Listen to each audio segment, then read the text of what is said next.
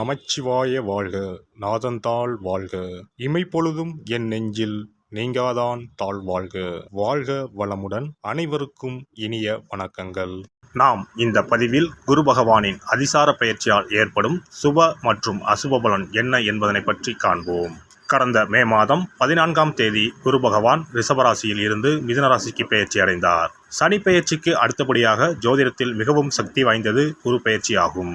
பொதுவாக குரு பகவான் ஒரு ராசியில் இருந்து மற்றொரு ராசிக்கு செல்ல சுமார் 1 வருட காலம் எடுத்துக்கொள்ளும் நிலையில் தற்போது 6 மாதத்திலேயே கடகராசிக்கு செல்கிறார். வரும் அக்டோபர் மாதம் 18ஆம் தேதி குரு பகவான் மிதுன ராசியில் இருந்து கடகராசிக்கு பெயர்ச்சி ஆவார். கடகராசிக்கு பெயர்ச்சியாகும் குரு பகவான் டிசம்பர் மாதம் 5ஆம் தேதி மீண்டும் மிதுன ராசிக்கு பெயர்ச்சி ஆவார். கிரகங்கள் பொதுவாக தங்கள் சுற்றுப்பாதையில் ஒரு குறிப்பிட்ட வேகத்தில் நகர்ந்து ஒரு ராசியில் இருந்து மற்றொரு ராசிக்கு செல்லும். சில கிரகங்கள் குறிப்பாக குரு தங்கள் சுற்றுகளின் போது ஏற்படும் ஈர்ப்பு விசையின் காரணமாக தங்களது இயல்பான வேகத்தை விட வேகமாக நகர்ந்து குறிப்பிட்ட காலத்திற்குள் அடுத்த ராசிக்குள் நுழைந்துவிடும்.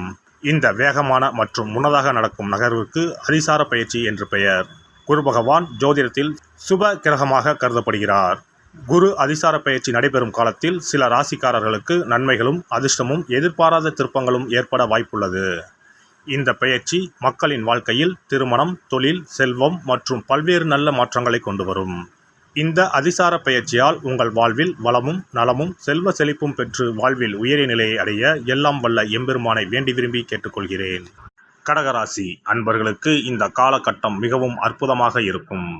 உங்கள் சொந்த ராசியிலேயே குரு அதிசார பெயர்ச்சி நடைபெற உள்ளது. 100க்கு 200% அருமையான நற்பலன்களை மட்டுமே தருவார் குரு பகவான். பொன், பொருள், வைரம், பணம் எல்லாமே கொட்டோ கொட்டென்று கொட்டப்போகிறது. வரவேண்டிய பழைய பாக்கிகள் அனைத்தும் வசூலாகும்.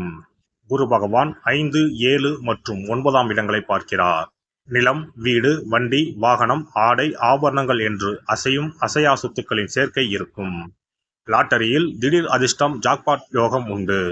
திடீர் பணவரவு, திடீர் அதிர்ஷ்டங்களால் பொருளாதாரம் உயரும்.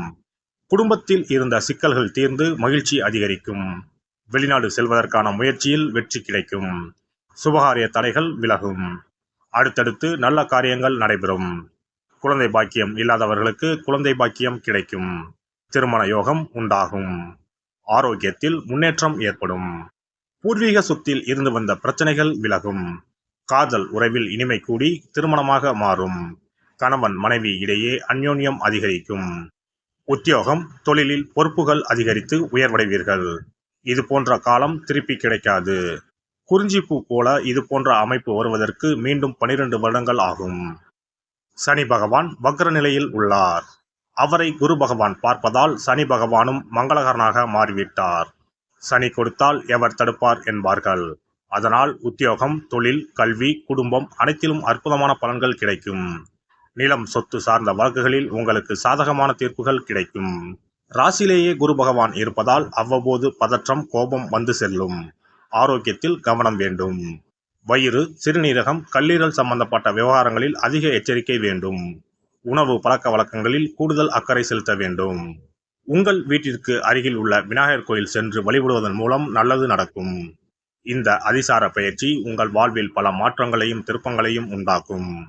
குரு பகவானின் அதிசார பெயர்ச்சிக்கு பரிகாரமாக வியாழக்கிழமைகளில் தட்சிணாமூர்த்திக்கு மஞ்சள் நிற மலர்கள் மற்றும் மஞ்சள் நிற உடையுடன் அபிஷேகம் செய்வது, குரு பகவானுக்கு நெய் தீபம் ஏற்றி வழிபடுவது, அன்னதானம் செய்வது, மற்றவர்களுக்கு உதவுவது போன்றவை சிறந்த பரிகாரங்களாகும். மேலும் வியாழக்கிழமைகளில் குரு பகவானின் காயத்ரி மந்திரத்தை உச்சரிப்பதும் நன்மை பயக்கும். குரு பகவான் சஞ்சரிக்கும் அந்தந்த ஆலயங்களில் உள்ள குரு மற்றும் நவகிரக சன்னதிகளில் தீபமேற்றி வழிபட்டு வரலாம். சிறப்பு பரிகாரம்: வியாழக்கிழமை அன்று மண்ணால் செய்யப்பட்ட ஒரு உண்டியலை வாங்கி வர வேண்டும். அந்த உண்டியலின் வெளிப்புறத்தில் மஞ்சளில் பன்னீரை ஊற்றி குழைத்து உண்டியல் முழுவதும் பூச வேண்டும். இப்படி பூசிய இந்த உண்டியலை நம்முடைய வீட்டின் குபேர மூலையில் வைத்துவிட வேண்டும். தினமும் அல்லது வாரத்திற்கு ஒரு முறை குறிப்பிட்ட ஒரு தொகையை போட்டுக்கொண்டே வர வேண்டும். உதாரணமாக 2 ரூபாய், 5 ரூபாய், 10 ரூபாய், 20 ரூபாய் என்று நம்முடைய வசதிக்கு ஏற்றவாறு ஏதாவது ஒரு தொகையை நாமே தேர்வு செய்து அதை மட்டும் 10 ரூபாய் என்றால் 10 ரூபாயாக தினமும் அல்லது வாரத்திற்கு ஒரு முறையோ போட வேண்டும். இப்படி உண்டியலில் நாம் பணத்தை சேர்ப்பதன் மூலம் நம்முடைய வாழ்க்கையில் குருவால் ஏற்பட்ட பண பிரச்சனைகளும் தன பிரச்சனைகளும் தீரும்.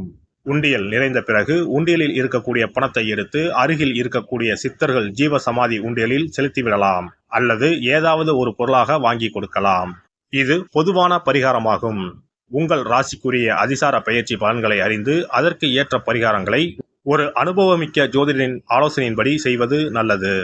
எல்லாம் வல்ல இறையருளால் நீங்களும் உங்கள் அன்பு குடும்பமும் உடல் நலம், நீலாயுள், நிறை செல்வம், உயர் புகழ், மெய்ஞானம் ஓங்கி வாழ்க வளமுடன். இந்த வீடியோ பதிவு உங்களுக்கு பிடித்திருந்தால் லைக் பண்ணுங்க, கமெண்ட் பண்ணுங்க, ஷேர் பண்ணுங்க, மறக்காம சப்ஸ்கிரைப் பண்ணுங்க, பக்கத்துல இருக்கிற பெல் பட்டனை கிளிக் பண்ணுங்க. நன்றி, வணக்கம். ஓம் நமச்சிவாய, சிவாய நம.